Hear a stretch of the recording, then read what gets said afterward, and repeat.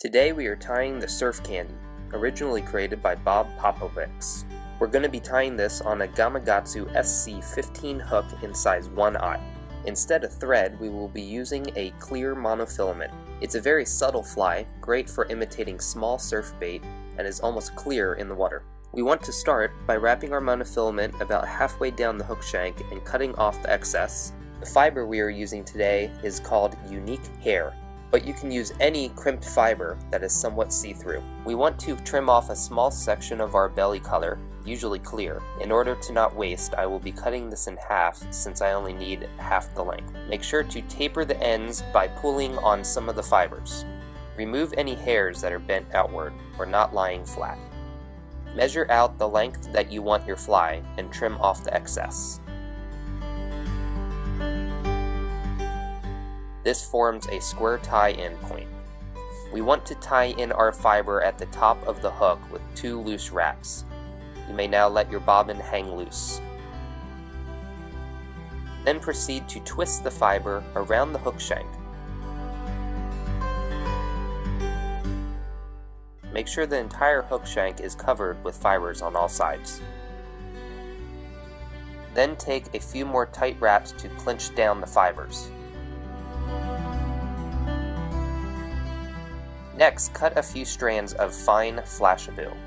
You can wet the strands to keep them together and make it easier to tie in. Tie in your Flashabou at about the center with a few tight wraps.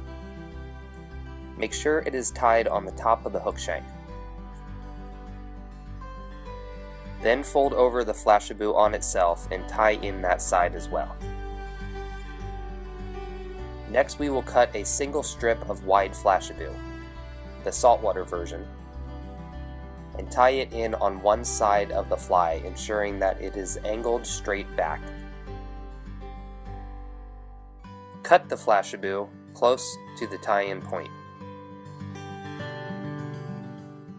Use that cut strand and tie it in on the other side of the fly. Make sure it is the same length as the previous strand of Flashabou. This forms a lateral line and pearl belly. Next, we are going to cut the back color of our fiber. In this case, I am using olive. We will want to use the same amount of fiber as our belly color, and we will want to taper the ends in just the same way. We will want to measure the length to about the same length as our belly color and cut it on a square again.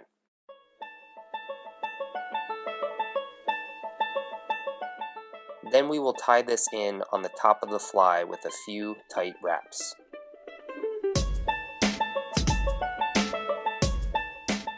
Proceed to build a tapered head on the fly.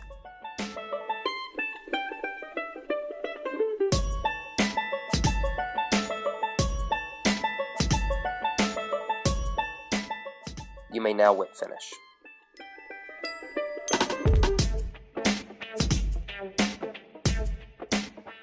Next, we will add the eyes.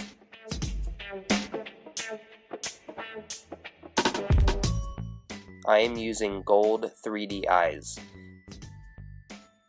Make sure the eyes are perfectly aligned by looking at the fly from above and from the front. After adjusted, push together firmly. We are now going to epoxy the fly. I am using Solara's UV curing epoxy. To start, I take their thin, hard formula to lock the eyes in. Just apply a small amount between the eyes and cure.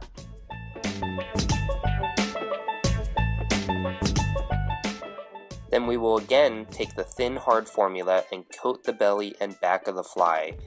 Cover to about the bend of the hook and smooth out with your bodkin. I use this thin formula to ensure it penetrates well and coats all the way down to the hook shank.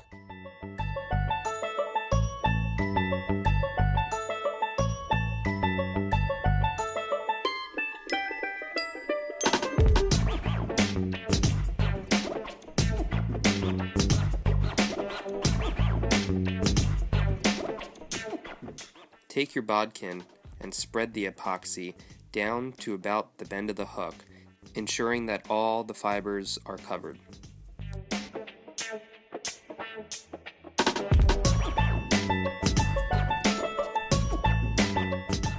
Now we can cure the epoxy. And this is your first epoxy coat. Next, I take Solaris' thick, hard formula to build the body of the fly. This stuff is very thick and will sit on top of your fibers.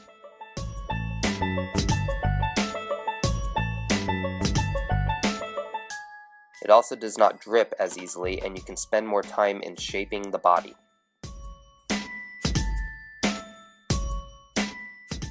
If you have any spots that need more epoxy, add some before curing.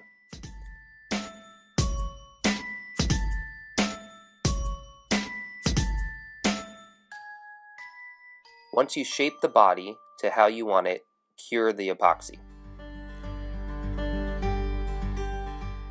Now we want to add some gill marks. To do this, I use a Sharpie.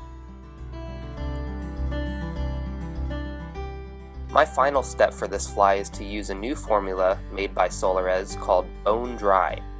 This can be applied like head cement and will give the fly a beautiful sheen.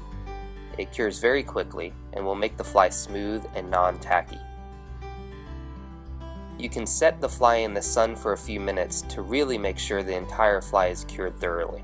We are using a lot of epoxy here, so I do this for added security. Hey, thanks for watching. If you like what you see, please subscribe. You can leave your questions in the comment section below. Go catch some fish.